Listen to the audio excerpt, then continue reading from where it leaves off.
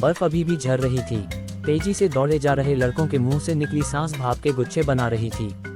Eden cinema के पास पहुंचते ही Martin ने अपने साथियों से कहा, तुम सब लोग दौड़ते हुए आगे बढ़ो, मैं अभी आया। ईडन सिनेमा के पास तीसरी कक्षा के कुछ छात्र खड़े थे। उन्हें सिनेमा देखना था। वे द्वार खुलने की प्रतीक्षा कर रहे थे। मार्टिन ने उन लोगों से कहा, हमें तुम लोगों की मदद की जरूरत है। फिल्म तो बाद में भी देखी जा सकती है, उससे भी पहले एक जरूरी काम है। माध्यमिक स्कूल के कुछ जानवरों ने रूडी क्राइचकाम को पकड़ रखा है। अब हम सबको उसे छुड़ाना है, तो क्या हम तुम्हारे साथ चलें? टूबी नामक एक लड़के ने पूछा। नहीं, तुम सब 15 मिनट के भीतर फोवक्स्ट्रा से पहुंचो। अपने साथ कुछ और लड़के लेते आना। हाँ, टोपियां जेब में छिपाए रखना, नहीं तो उन लोगों को शक हो जाएगा। बिल्कुल ठीक, मार्टिन, टूबी ने कहा। देखो, इज्जत का सवाल है, हमें नीचा न देखना पड़े। मार्टिन ने उसे एक बार फिर चेताया। फिर वह दौड़ पड़ा। शीघ्र ही वह अपने अन्य साथियों से जा मिला। वे सब मुख्य सड़क के बजाय गली कूचों में होते हुए जा रहे थे। कारण, सड़क पर एक साथ इतने लड़कों को देखकर उनकी योजना का भंडाफोड़ हो सकता था। उनकी यह योजना अपने मित्र रूडी को छुड़ाने की थी। उसे एक दूसरे स्कूल के लड़कों ने एक मकान के तहखाने में बंद कर रखा था। रूडी के पास उन सब की कापियां भी थीं। उन्होंने ये भी पता लगा लिया था कि रूडी को कहां छिपा कर रखा गया है। अब वे सब एक साथ अचानक आक्रमण कर उसे छुड़ा लेना चाहते थे। शीघ्र ही वे सब नियत स्थान पर पहुंच गए। अगले कदम पर विचार होने लगा। फ्रैंक नामक एक लड़के ने सुझाव दिया, मैं अग्लैंड के पास शांतिदूत बनकर जाता हूँ, बशर्ते कोई समझौता कर सको। मथियास ने व्यंग्य से कहा, समझौता न भी होगा तो क्या, कम से कम मालूम तो पड़ जाएगा कि उन्होंने रूडी के साथ क्या सलूक किया है।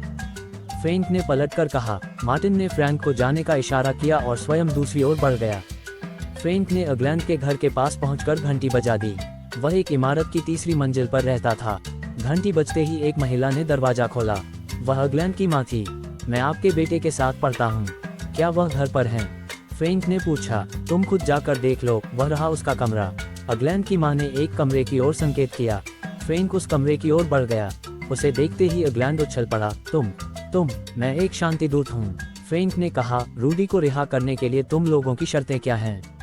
शर्तें? केवल एक शर्त, हमारा झंडा फाड़ने के लिए लिखकर माफी मांगो और रूडी को रिहा करने की प्रार्थना करो। हम इसे नामंजूर कर दे तो हम तुम्हारी कापियां जला देंगे, और भगवान कसम, रूडी को तब तक कैद रखेंगे जब तक उसका एक एक बाल सफेद नहीं हो जाता। फ्रैंक हंस पड़ा, बोला, मैं आखिरी चेतावनी दे रहा हूँ, रूडी को छोड़ दो, हमारी कापियां लौटा दो। नहीं, कभी नहीं। तो हम 10 मिनट में अपने साथी को रिहा कराने के लिए पहुंच रहे हैं। ये सुनते ही अग्लैंड ने एक काला कपड़ा निकाला और खिड़की के बाहर उसे हिलाते हुए जोर से चिल्लाया, हे है। अग्लैंड के घर से लौटकर फ्रैंक ने अपने सभी साथियों को सारी बातें बता दी। मार्टिन भी तब तक वहां पहुंच गया था। उसने बताया कि रूडी कहाँ है। फिर उसने अपनी योजना बता दी। हम में से आधे लड़के जॉनी के नेतृत्व में सड़क की तरफ से कोठरी पर हमला करेंगे और आधे मेरे साथ चलेंगे। वे सब तैयार हो उठे। तभी पीछे से आवाज आई, ठहरो। सबने चौंक कर पीछे देखा। वहां उनके एक परिचित सज्जन खड़े थे। सबने एक साथ कहा, हेलो। सज्जन ने उन सबको समझाया, देखो, इस तरह लड़ाई झगड़ा करना ठीक नहीं। वे भी काफी लड़के हैं। फिर उन्होंने एक उपाय सुझाया, तुम सब लोग लड़ने के बजाय अपना एक चैंपियन चुन लो। वे भी ऐसा करें। यदि तुम्हारा चैंपियन जीत जाए तो वे बिना शर्त कैदी को लौटा दें। ये योजना दोनों पक्षों को जच गई। स्कूल के मैदान में दोनों पक्ष एकत्र हुए। मार्टिन के पक्ष ने मथियास को चुना तो प्रतिपक्ष ने वावेरका नामक लड़के को।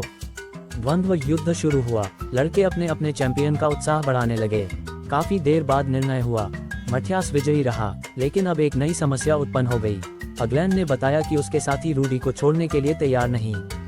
मार्टिन ने कहा, अग्लैंड, तुम एक अच्छे लड़के हो, अपने साथियों से कह दो कि हम 2 मिनट में हमला करने जा रहे हैं। अग्लैंड के जाते ही मार्टिन ने अपने साथियों को रणनीति समझा दी।